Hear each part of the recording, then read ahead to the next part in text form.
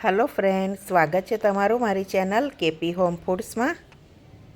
आज हूँ तमारी साथे शेर करीश एक टेस्टी एवा वडापावनी रेसिपी साथे लसणनी चटनी अने ग्रीन चटनी बंने चटणीओ साथे चटाकेदार आपणुं वडापाव तैयार करीशुं। तो चालो आपणे रेसिपी शरू करीए। तो वडापावनी चटनी बनावा माटे आपणे पहेला 2 चमची जेटला शेंगदाणा लई लईशुं अने 5 થી 6 करी लसण लई लईशुं। हवे एने आपणे बराबर सातળી लईशुं।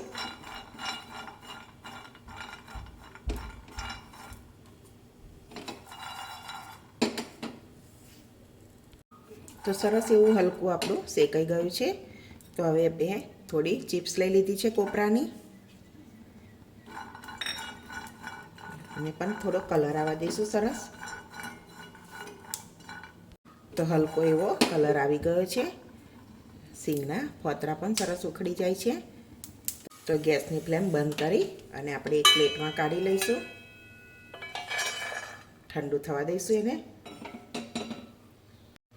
तो मैं आ नानुं मिक्सर जार लई लीधुं छे।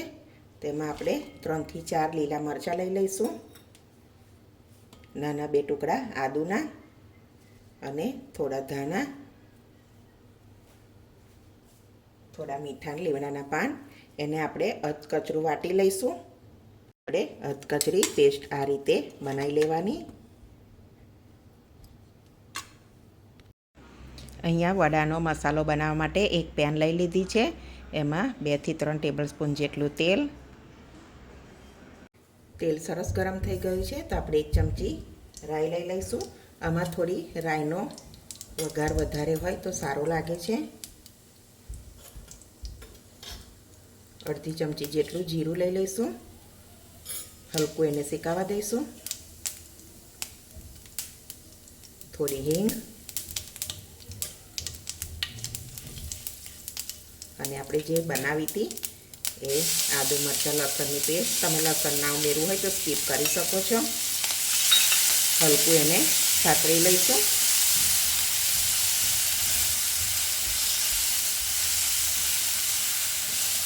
आ रीते हलकू सतळाई जाए एटले मीठा લીમડાના પાન ઉમેરી લઈશું।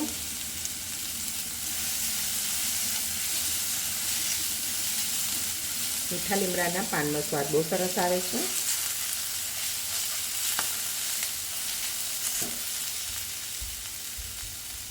થોડી હળદર બરાબર મિક્સ કરી લેવાનું।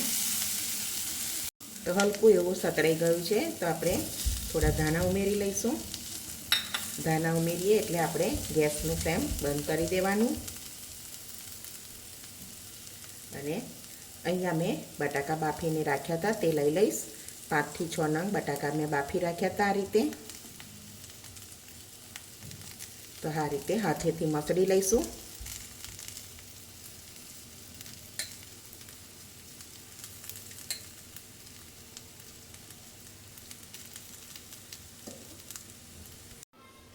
હવે આપણે એને બરાબર મિક્સ કરી લઈશું।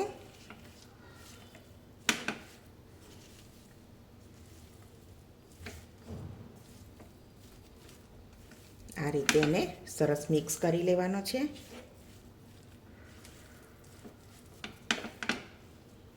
તો હવે આપણે ટેસ્ટ પ્રમાણે મીઠું ઉમેરી લેવાનું। તમે જો બટેટામાં મીઠું નાખ્યું હોય તો તમારે એડજસ્ટ કરી લેવાનું। तो आ मसाला ने आपणे बहु शेकवानो नथी, खाली वघार ज करवानो छे। तो आपणो मसालो एकदम रेडी छे, तमे जोई शको छो। हवे एने ठंडो थवा मूकी दईशुं। तो अहींया आपणे सिंगदाणा अने लसण लीधुं हतुं तेनी चटणी बनावी लईशुं। तमे अहींया लसण छालवाळुं पण उमेरी शको छो। तो आ रीते आपणे अधकचરું पीसी लीधुं छे। तो हवे आपणे एमां लाल मरचुं उमेरी दईशुं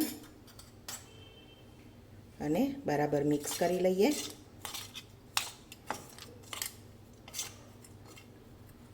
तो आपणे थोडुं मीठुं उमेरी अने बराबर मिक्स करी लईशुं। तो तमे जोई शको छो आपणी वडापावनी चटनी बनीने रेडी छे। હવે આપણે વડા બનાવવા માટેનું ખીરું બનાવી લઈશું. તો એક બાઉલ લઈ લઈશું. તેમાં આપણે 3 વાડકી જેટલો ચણાનો લોટ લઈ લેવાનો, અહીંયા ચારીને લેવાનો.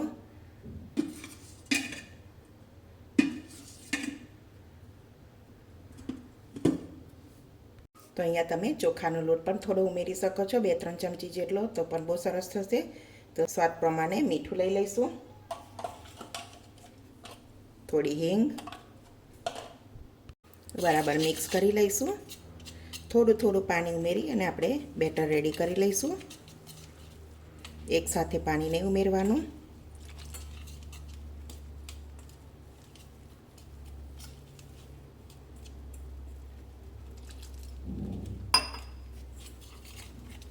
આ રીતે આપણે વડાનું બેટર બનાવી લઈશું.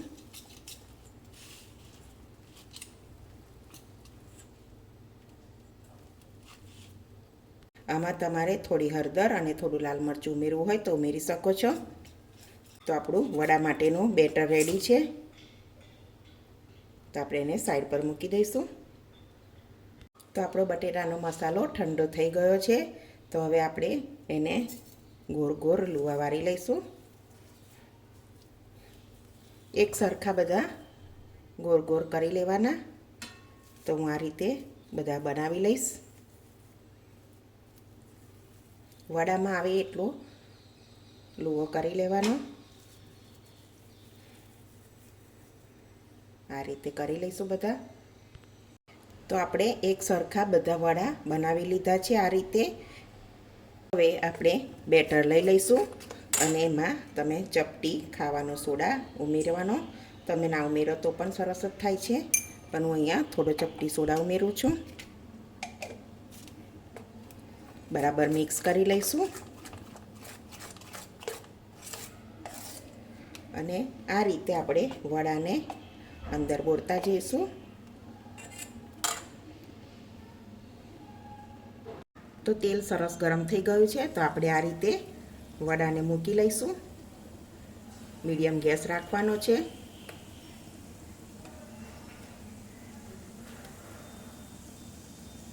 આ રીતે આપણે બધા વડા અંદર જેટલા માય એટલા લઈ લઈશું.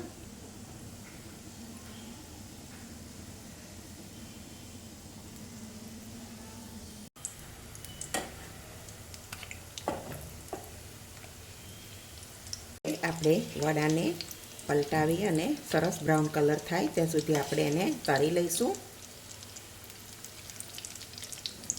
બહારથી ક્રિસ્પી અને અંદરથી સરસ સોફ્ટ બને એ રીતે આપણે તળી લઈશું.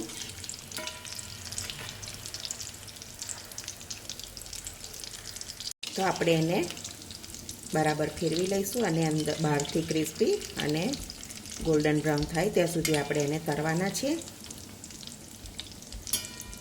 તો વડા આપણા સરસ તળાઈ ગયા છે. તો આપણે એને કાઢી લઈશું.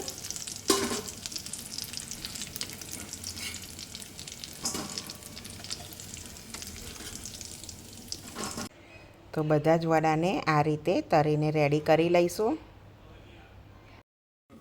તો અહીં આ રીતે આપણે વડાપાવના પાવ આવે છે તે આપણે લઈ લઈશું ને વચ્ચેથી કટ કરી લઈશું. આ રીતે આપણે સરસ કટ કરી લેવાના છે. એક તવો લઈશું અને આપણે બટર ઉમેરી લઈશું.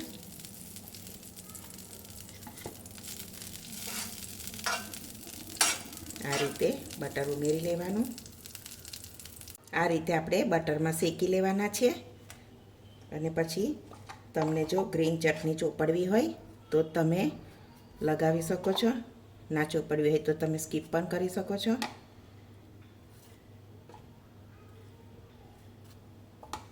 અને લાલ ચટણી આપણે બનાવી હતી તે પણ ઉપર લઈ લઈશું.